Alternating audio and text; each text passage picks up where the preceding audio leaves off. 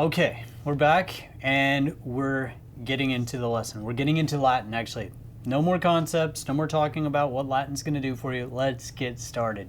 We're going to start with a verb, an important verb. I'm not going to say the most important verb, but it's way up there. This is the verb to be in English. Now, if I were to conjugate that in English, and when I say conjugate, what I mean is I take that verb and I attach all the pronouns to it that we use all the time.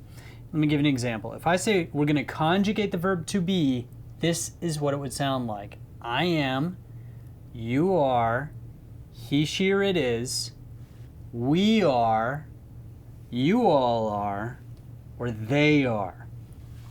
That's an English verb conjugated in a very simple form. Present tense, we'll talk about that much later. In Latin, that same verb is sum, S-U-M, sum. When we conjugate it, this is how it's going to sound. Sum es est. Sumus estis sunt. Now, we'll talk about sum and es, sumus and estis later. Not a whole lot later, but later. They are going to take a back seat because we're going to talk about est and sunt today. These are two of probably the easiest verbs to begin using immediately. Now, this verb, before we go on, in Latin, this verb in English and in Latin, I guess, it doesn't matter. This verb is the verb that shows existence or state of being. You may have heard your English teachers talk about that. May have come up with that in English or literature class. This is the state of being or state of existence. So you're not doing anything with this verb. You're just saying, here I am. All right, let's use it in some sentences. Est translates into English as is, sunt is are. So I have some sentences here on the board. Britannia est insula. Britannia is the ancient name for Britain. It's almost the same. Britannia est insula. Since I've told you that it's Britain or England we're talking about, you can probably figure out what the word insula means. It's island. Britannia est insula. See how easy that is? It's a breeze. Britain is an island. That's easy. By the way, insula is where we get the English word peninsula. Paine in Latin means almost. So Paine insula, peninsula, almost an island. Florida is a peninsula. Italy is a peninsula. Look at the next sentence. Silva est magna. Silva means forest. Magna means big. That's where we get magnificent. Silva, by the way, is where we get the word Pennsylvania, which means Penn's Woods. If you know the story of Pennsylvania, you know what I'm talking about. Silva est magna. Easy. The forest is big. Very easy. The next sentence. Puella est bella. Puella means girl. I think we've had that one before. Est means is, and bella means beautiful. So the girl is beautiful. Easy. Est means is.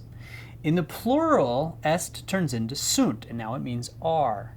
So if we take these same sentences and move them around a little bit, we're going to change Britannia, or we're going to add a friend for Britannia, and we're going to say Britannia et Madagascar. Et, you see on the screen, means and. Britannia et Madagascar sunt insulae. We'll talk later about why I changed it from insula to insulae. We'll talk about that another time. Silva est magna, that's singular. Let's change it. Let's add another word in there. So Silva et insula. Now we have two words, so we have to have the singular verb to go with our singular subject. I'm sorry. That was all wrong, kids. We have to have a plural verb to go with our plural subject because we have Silva et insula. So Silva et insula sunt magnae. They are big. Puella et mater, the girl and her mom, sunt belle.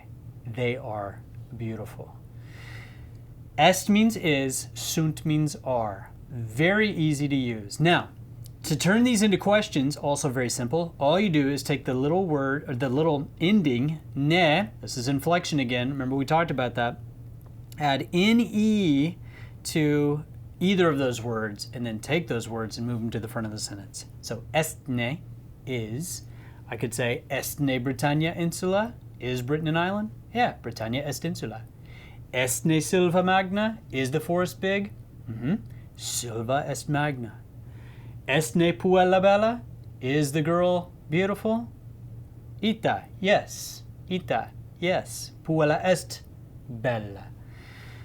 You can do the same thing with sunt. Take ne, slam it into the end of sunt, move it to the front of the sentence, and ask the question. Sunt ne Britannia et Madagascar insulae. Are they islands? Yes. Sunt ne Britannia et Madagascar puellae. Are they girls? No. Sunt ne Silva et Insula Magnae. Are the forest and the island big? Ita, they are. Sunt ne puella et mater bella. Are the mom and the girl beautiful? Ita, sunt belle. They are beautiful. Easy verbs to use. We're going to use them from now on. Do not forget them.